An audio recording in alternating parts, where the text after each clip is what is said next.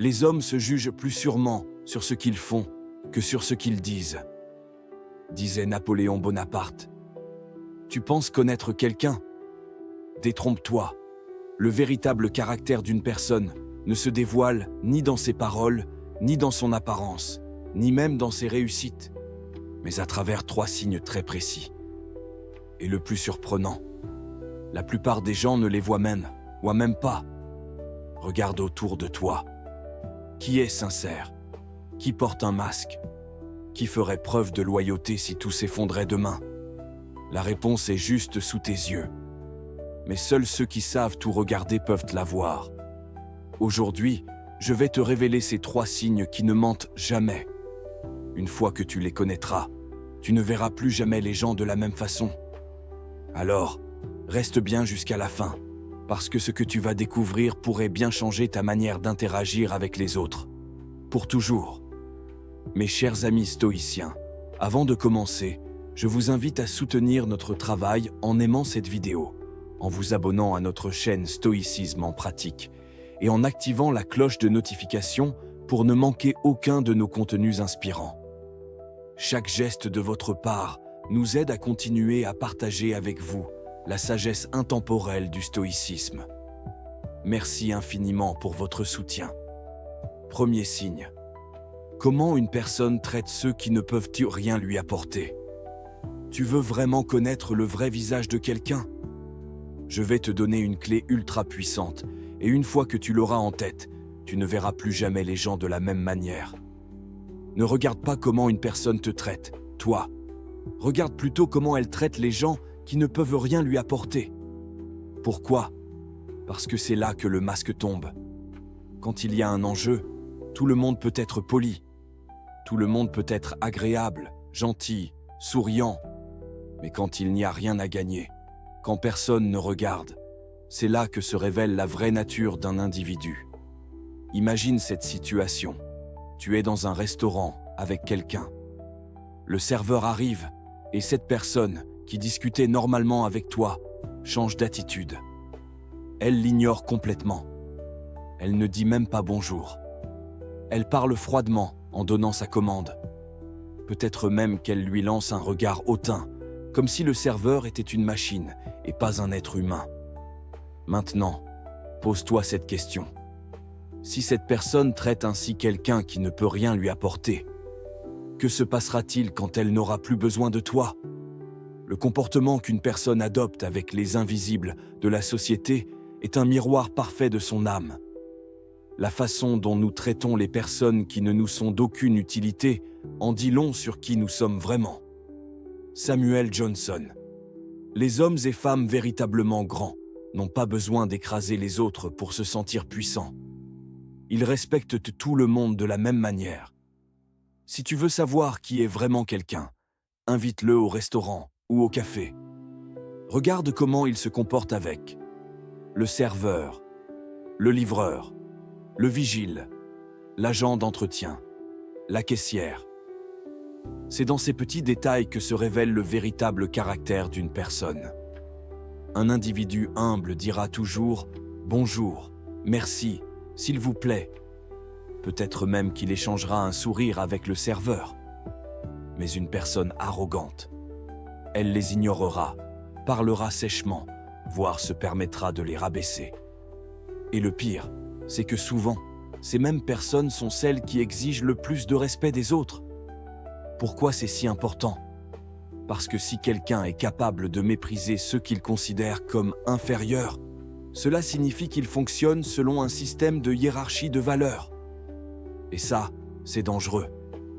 Aujourd'hui, il te respecte parce qu'il te considère comme utile. Mais demain, s'il juge que tu n'as plus d'intérêt pour lui, il te traitera de la même façon qu'il traite ses serveurs, ses caissiers, ses livreurs. Une personne vraiment bienveillante ne change pas d'attitude en fonction du statut social de son interlocuteur. Laisse-moi te raconter une histoire. Un jour, un grand PDG d'une entreprise multimillionnaire devait engager un nouveau directeur. Il avait 3 candidats en tête, tous aussi compétents les uns que les autres. Alors, pour les départager, il a décidé de faire un test discret.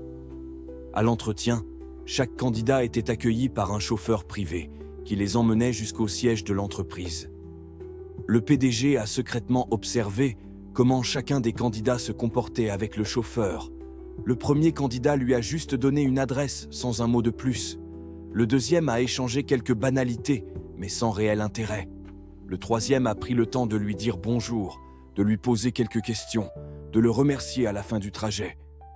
Devine qui a été embauché? Le troisième. Pourquoi? Parce que son comportement envers quelqu'un qu'il ne considérait pas comme un décideur révélait son véritable caractère. Ce test, tu peux l'appliquer dans ta propre vie. Regarde comment les gens agissent quand ils pensent que personne ne les juge. Parce que c'est là que se cache leur vraie nature. L'intégrité, c'est faire ce qui est juste, même quand personne ne regarde. La vraie noblesse, c'est l'humilité. Les stoïciens avaient parfaitement compris ce principe. Pour eux, le vrai respect n'a rien à voir avec le statut social. Traite chaque être humain avec respect, car nous faisons tous partie de la même nature, disait Marc Aurèle. Si quelqu'un doit te voir comme un supérieur pour te traiter avec respect, alors ce respect est faux. Un véritable sage, une personne réellement forte, respecte tout le monde, indépendamment du statut, du pouvoir ou de l'argent. Et là où tu peux reconnaître les âmes nobles, c'est dans les toutes petites interactions du quotidien. Pose-toi cette question et ouvre les yeux.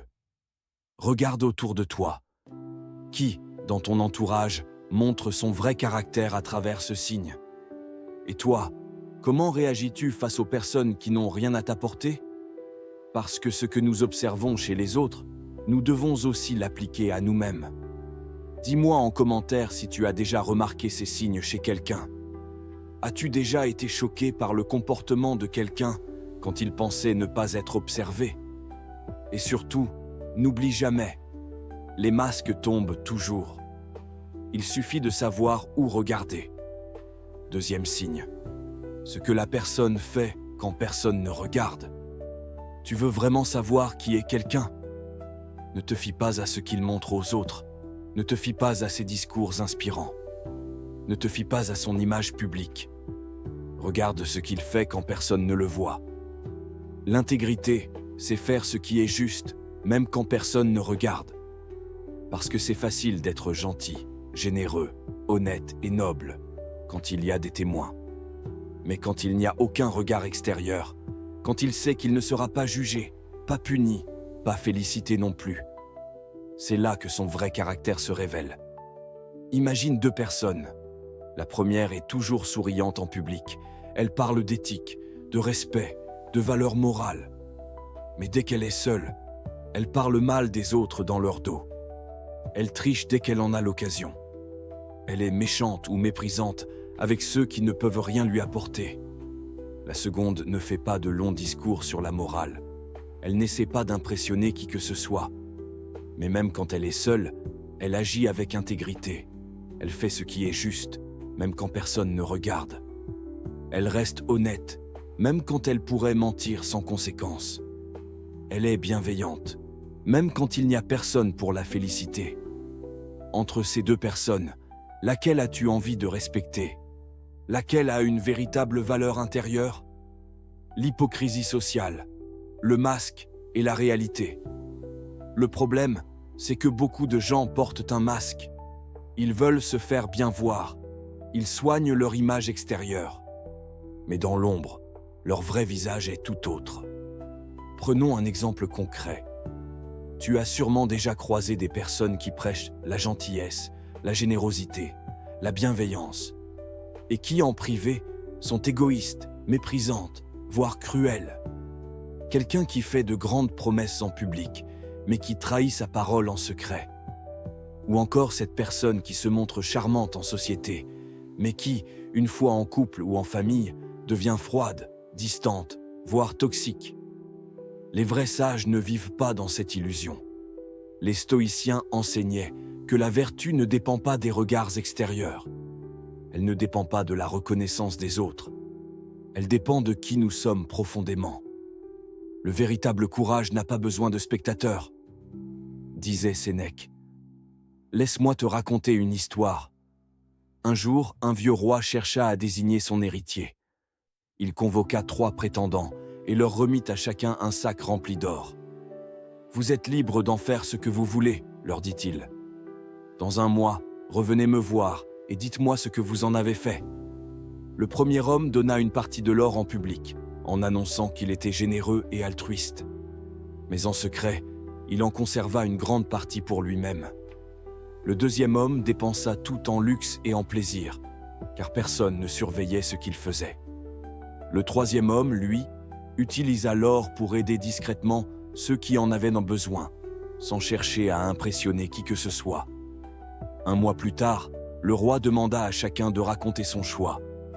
Quand il entendit les réponses, il déclara « Celui qui agit bien sans attendre d'être vu est le seul digne de gouverner. » Moralité : celui qui est véritablement bon n'a pas besoin de spectateurs.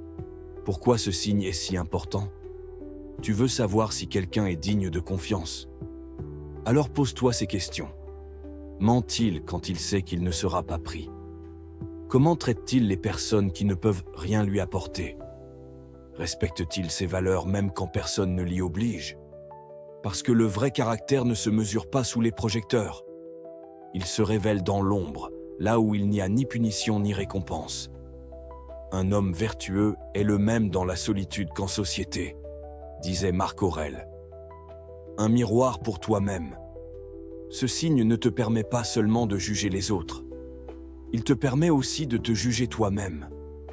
Quand personne ne te voit, es-tu la même personne qu'en public ? Si tu avais la certitude qu'aucun de tes actes ne serait jamais découvert, continuerais-tu à agir de la même manière ? Parce que la vraie sagesse, la vraie force, la vraie intégrité, ce n'est pas d'avoir une belle image, ce n'est pas d'impressionner les autres, ce n'est pas de paraître bon, c'est d'être bon, même quand il n'y a personne pour l'applaudir. Dis-moi en commentaire, as-tu déjà connu des personnes qui portaient un masque ? Et toi, qui es-tu quand personne ne regarde ? Parce qu'au final, la seule personne qui connaît ton vrai visage, c'est toi. Fais en sorte que tes actions secrètes soient aussi nobles que tes actions publiques, disait Sénèque. 3e signe. Comment une personne réagit face aux obstacles et aux échecs ? Si tu veux savoir qui est vraiment quelqu'un, ne l'observe pas quand tout va bien. Quand la vie est belle, quand tout se passe comme prévu, c'est facile d'avoir l'air fort, positif et confiant. Mais quand tout s'écroule, quand l'échec frappe, quand la difficulté se dresse sur le chemin, c'est là que se révèle le vrai caractère d'une personne. Pense à toutes les personnes que tu as croisées dans ta vie. Combien restent les mêmes quand elles traversent une tempête ? Et combien se laissent dévorer par la frustration, la colère, l'apitoiement ? Les stoïciens avaient un mot pour ça, l'épreuve du feu. La vie ne t'épargne pas les épreuves. Elle t'observe et attend de voir comment tu vas y réagir. Épictète. Certains deviennent plus sages, plus forts. D'autres deviennent amers, négatifs, destructeurs. Et crois-moi, la manière dont quelqu'un réagit face à l'échec en dit long sur lui. Imagine cette situation. Tu connais sûrement quelqu'un qui, au premier échec, commence à se plaindre. C'est injuste. Pourquoi ça m'arrive à moi ? Le monde est contre moi. Les autres ont juste eu de la chance. Ces personnes cherchent toujours un coupable. Elles refusent d'assumer leur part de responsabilité et préfèrent accuser la vie, les autres, le système. Mais maintenant, pense aux personnes vraiment inspirantes. Celles qui, même après un échec, relèvent et bas la tête et disent « D'accord, qu'est-ce que je peux apprendre de ça ? Je vais utiliser cette difficulté pour devenir plus fort. » Chaque obstacle est une opportunité. C'est là que réside la vraie force. La différence entre quelqu'un qui progresse et quelqu'un qui stagne, c'est sa capacité à voir les échecs, non pas comme une punition, mais comme une leçon. Ce qui empêche l'action fait avancer l'action. L'obstacle sur le chemin devient le chemin, disait Marc Aurèle. Les 3 types de réactions face à l'échec. Quand une personne est confrontée à un échec ou une difficulté, elle peut réagir de 3 manières différentes. 1. La victime. Elle se plaint, elle pleure sur son sort, elle accuse le destin, les autres, la malchance. Elle se convainc que tout est contre elle, et au lieu d'agir, elle s'enfonce encore plus dans la négativité. Résultat, elle reste coincée au même endroit. 2. L'impulsif. Lui, il explose de colère. Il cherche un responsable. Il peut être violent dans ses paroles. Il détruit tout sur son passage, quitte à s'autodétruire lui-même. Résultat, il s'isole et empire sa situation. 3. Le sage, et c'est celui que tu veux être. Quand il échoue, il prend un instant pour encaisser. Puis il se pose une question essentielle. Qu'est-ce que je peux contrôler ici? Au lieu de se plaindre ou de s'énerver, il cherche une solution. Même si c'est difficile, il avance. N'essaie pas de contrôler ce que tu ne peux pas. Concentre-toi sur ta réaction, car c'est la seule chose qui dépend vraiment de toi, disait Épictète. Laisse-moi te raconter l'histoire d'un homme qui a vécu l'un des pires échecs de sa vie. Un jour, un entrepreneur talentueux a tout perdu. Son entreprise a fait faillite. Il s'est retrouvé ruiné du jour au lendemain. Il avait 2 choix, s'effondrer et passer sa vie à se plaindre. Voir cet échec comme un enseignement et repartir à zéro. Il a choisi la 2e option. Au lieu de s'apitoyer, il a analysé ce qui avait mal tourné. Il a utilisé chaque erreur comme une leçon. Quelques années plus tard, il a lancé une nouvelle entreprise qui est devenue encore plus grande que la première. Et ce n'est pas une histoire isolée. Regarde bien autour de toi. La plupart des gens qui réussissent vraiment ont connu des échecs monumentaux. La seule différence entre eux et les autres, ils n'ont pas laissé l'échec les définir. Les stoïciens face aux épreuves. Les stoïciens disaient que l'échec, la douleur, les difficultés ne sont pas des malédictions, mais des outils. Si tu veux voir la vraie nature d'un homme, regarde comment il affronte l'adversité. Sénèque. Chaque défi que la vie t'envoie est une opportunité de grandir.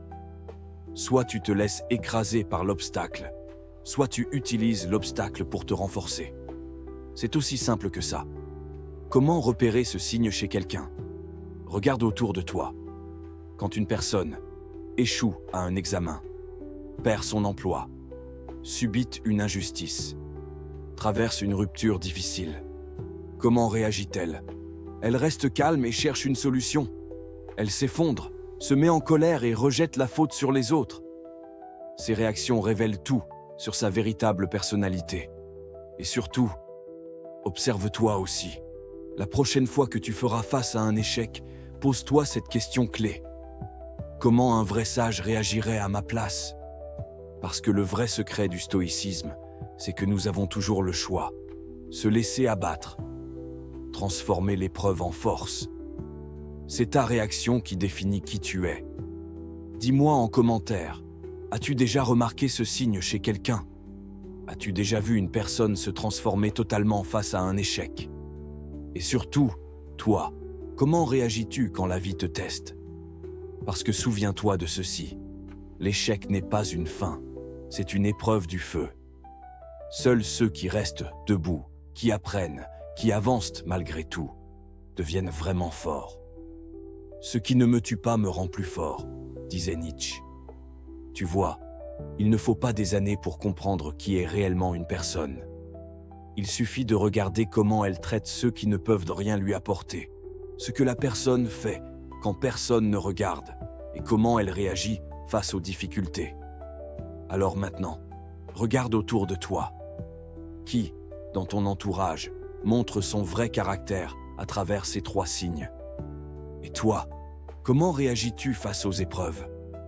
Que fais-tu quand personne ne regarde? Comment traites-tu les autres, même ceux que tu ne connais pas? Parce que oui, ce que nous observons chez les autres, nous devons aussi l'appliquer à nous-mêmes. Dis-moi en commentaire si tu as déjà remarqué ces signes chez quelqu'un. Partage aussi ton expérience. As-tu déjà été surpris par le vrai visage de quelqu'un? Si cette vidéo t'a aidé, Mets un like, abonne-toi pour encore plus de sagesse stoïcienne, et surtout, pratique ce que tu apprends. À très bientôt sur Stoïcisme en pratique.